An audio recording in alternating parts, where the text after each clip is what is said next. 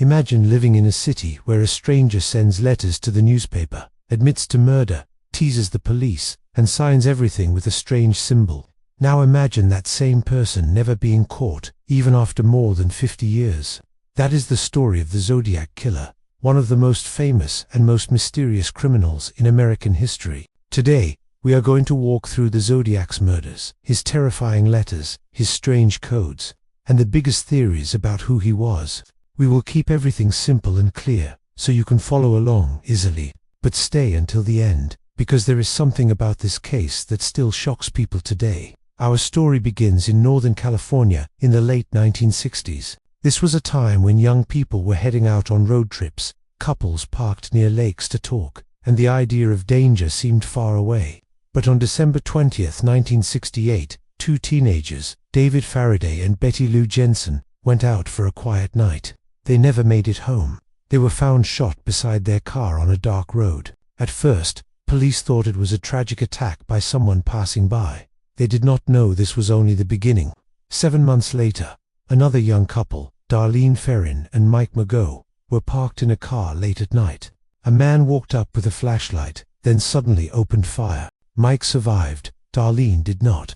But something strange happened within minutes. Someone called the police and confessed. The voice said he was the one who killed the couple that night. He also said he was the person who killed the first couple months earlier.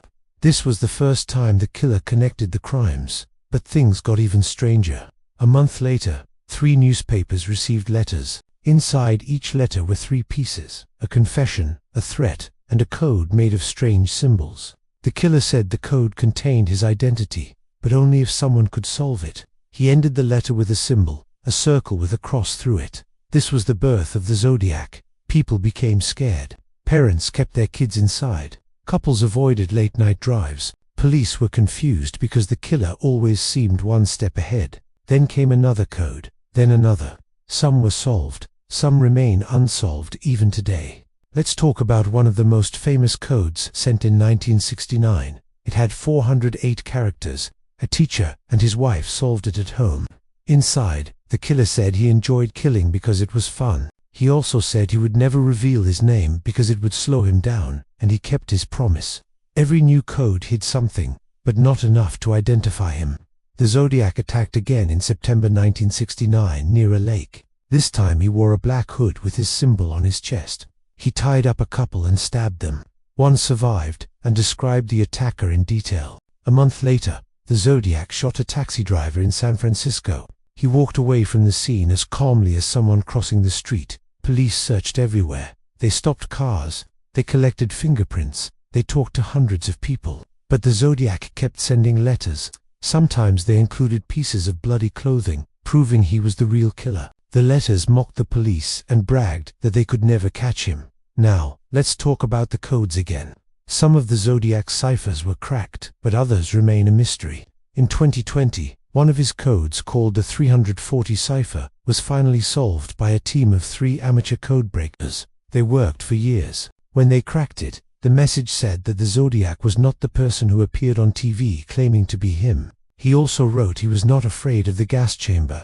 But again, he did not reveal who he was. So who was the Zodiac? There are theories. Some say it was Arthur Leigh Allen, a man who lived near the crimes and acted suspicious. Police searched his home. They tested his writing, but there was never enough proof.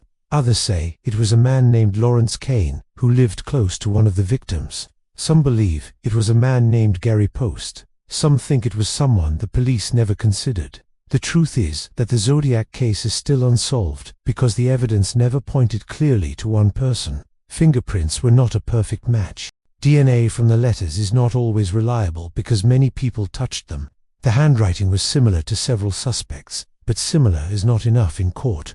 And now we come to the big question: will the Zodiac ever be identified? With modern DNA technology, it is possible. Cold cases are being solved all over the world. But until someone finds solid proof, the Zodiac Killer remains a mystery. So why does this case still interest people so much? Because it feels like a riddle. A real-life puzzle with missing pieces.